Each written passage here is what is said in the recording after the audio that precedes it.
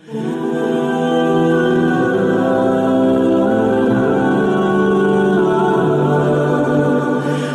اللہ الرحمن الرحیم۔ عالم اسلام پر آنے والے تمام معزز مہمانوں کو خوش آمدید۔ لاکھوں کروڑوں درود و سلام حضور نبی کریم صلی اللہ علیہ وسلم اور ان کی آل پر۔ پیارے دوستو، آج کی اس ویڈیو میں ہم آپ کو حضرت عثمان غنی کے بارے میں بتائیں گے، جن کا نام خلفائے راشدین میں آتا ہے۔ نام و نسب ذوالنورین کی وجہ، حضرت عثمان غنی کی کنیت، سلسلہ نسب اور زندگی کی ابتدائے حال۔ آپ رضی اللہ تعالی عنہ کا نام عثمان ہے۔ آپ رضی اللہ تعالی عنہ کی کنیت ابو عبداللہ اور ابو عمرو ہے۔ آپ رضی اللہ تعالی عنہ کا لقب ذوالنورین ہے۔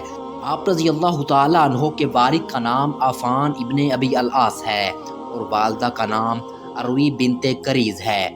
حضرت سیدنا عثمان غنی رضی اللہ تعالی عنہ کے لقب ذوالنورین کی وجہ تسمیہ یہ ہے کہ حضور نبی کریم صلی اللہ علیہ وسلم کی دو صاحبزادیاں آپ رضی اللہ تعالی عنہ کے نکاح میں آئیں۔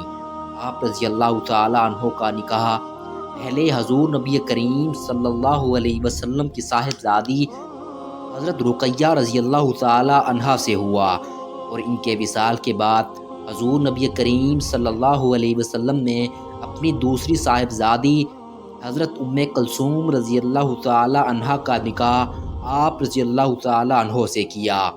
حضرت ام کلثوم کے وصال کے بعد حضور نبی کریم صلی اللہ علیہ وسلم نے فرمایا، اگر میری کوئی اور بیٹی ہوتی جس کا میں نکاح کرتا تو میں اس کا نکاح عثمان کے ساتھ ہی کرتا۔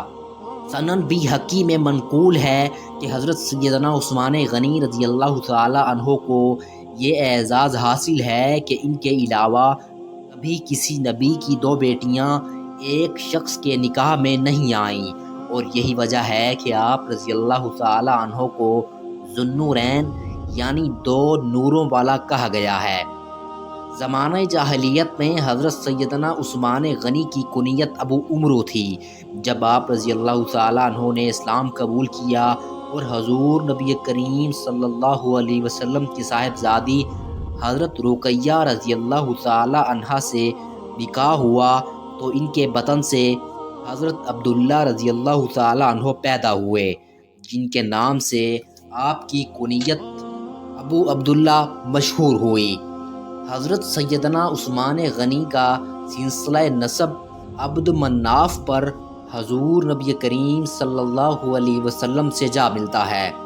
آپ رضی اللہ تعالی عنہ کا والد کی طرف سے سلسلہ نسب حضرت عثمان بن عفان بن ابو العاص بن امیہ بن عبد شمس بن عبد مناف بن قصہ بن کلاب بن مرہ بن کعب بن لوی بن غالب ہے۔ حضرت سیدنا عثمان غنی رضی اللہ تعالی عنہ کا والدہ کی طرف سے سلسلہ نسب اروا بنت کریز بن ربیعہ بن حبیب بن عبد شمس بن عبد مناف ہے۔ حضرت سیدنا عثمان غنی رضی اللہ تعالی عنہ کی نانی ام حکیم البیضاء حضور نبی کریم صلی اللہ علیہ وسلم کے والد ماجد حضرت سیدنا عبداللہ کی سگی بہن تھی۔ اس طرح اس رشتے سے حضرت سیدنا عثمان غنی کی والدہ حضور نبی کریم صلی اللہ علیہ وسلم کی پھوپھی زاد بہن تھی۔ حضرت سیدنا عثمان غنی رضی اللہ تعالی عنہ کی ولادت باسعادت واقعہ فیل کے 6 برس بعد طائف میں ہوئی۔ اس لحاظ سے آپ رضی اللہ تعالی عنہ حضور نبی کریم صلی اللہ علیہ وسلم سے قریباً 6 برس چھوٹے تھے۔ حضرت سیدنا عثمان غنی کا خاندان بنو امیہ زمانہ جاہلیت سے ہی قریش میں غیر معمولی اہمیت رکھتا تھا۔ آپ رضی اللہ تعالی عنہ کے خاندان کے پاس اس وقت قریش کی فوج کا محکمہ تھا، اور آپ رضی اللہ تعالی عنہ کے قوم کے پرچم پر عقاب کا نشان تھا۔ آپ رضی اللہ تعالی عنہ کا شمار بھی بنو امیہ کے معززین میں ہوتا تھا۔ ابو سفیان جو کہ حضور نبی کریم صلی اللہ علیہ وسلم کا سب سے بڑا جانی دشمن تھا، اس کا تعلق بھی آپ رضی اللہ تعالی عنہ کے خاندان بنو امیہ سے تھا۔ تیرے صدقے میں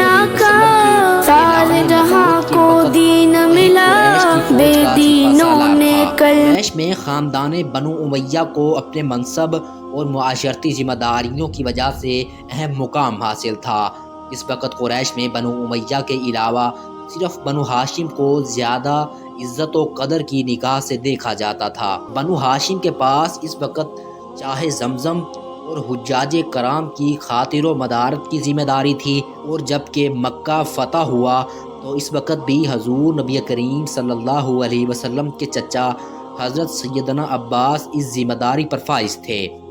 بنو ہاشم چونکہ سخاوت اور فیاضی میں بے مثال تھے، اس لیے جس وقت دین اسلام کا سورج طلوع ہونے لگا، یہ خاندان زوال کا شکار ہونا شروع ہو گیا اور ان پر تنگ دستی کا دور شروع ہونے لگا۔ چاہے زمزم اور حجاج کرام کی ذمہ داریاں بنو امیہ نے سنبھال لیں۔ یہی وجہ ہے کہ جب حضور نبی کریم صلی اللہ علیہ وسلم نے نبوت کا اعلان کیا تو سب سے زیادہ مخالفت بھی بنو امیہ نے کی۔ حضرت سیدنا عثمان غنی رضی اللہ تعالی عنہ نے لڑکپن میں ہی ابتدائی تعلیم و تربیت حاصل کی اور لکھنا پڑھنا سیکھ لیا۔ حضرت سیدنا عثمان غنی نے جب اس دور کے رائج تمام مروجہ علوم پر دسترس حاصل کر لی تو اہل قریش میں آپ رضی اللہ تعالی عنہ کو نمایاں عزت ملنے لگی، کیونکہ اس دور میں قریش میں صرف چند افراد ہی لکھنا پڑھنا جانتے تھے۔ حضرت سیدنا عثمان غنی تعلیم و تربیت سے فارغ ہونے کے بعد اپنے خاندانی پیشے تجارت سے وابستہ ہو گئے اور اپنے مال و تجارت لے کر دوسرے ممالک کا سفر کرنے لگے۔ آپ رضی اللہ تعالی عنہ کی اصول پسندی اور ایمانداری کی وجہ سے لوگ آپ رضی اللہ تعالی عنہ کو اپنا مال تجارت کی غرض سے دینے لگے۔ حضرت سیدنا عثمان غنی نے جلد ہی اپنی ایمانداری اور نیک نیتی کی وجہ سے اپنے کاروبار میں بے پناہ اضافہ کر لیا اور کپڑے کی تجارت میں آپ رضی اللہ تعالی عنہ کا نام ایک نمایاں مقام کا حامل تھا۔ آپ اپنے اصول پسندی کی وجہ سے جلد ہی قریش کے امیر ترین افراد میں شامل ہونے لگے۔ آپ تجارت کے ساتھ ساتھ فلاحی کاموں میں بھی پیش رہتے تھے اور فقراء و مساکین کا خاص خیال رکھتے تھے۔ آپ کی انہی فلاحی سرگرمیوں کے پیش نظر لوگ آپ رضی اللہ تعالی عنہ کو غنی کے لقب سے پکارنے لگے۔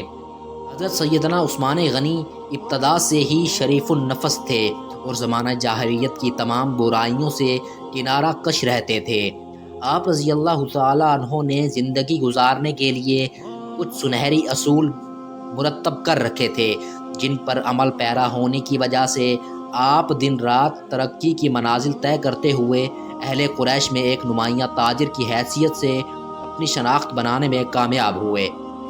حضرت سیدنا عثمان غنی نے قبول اسلام کے بعد بھی تجارت کا پیشہ جاری رکھا اور اپنے انہی سنہری اصولوں کی بنا پر ترقی کے منازل طے کرتے رہے۔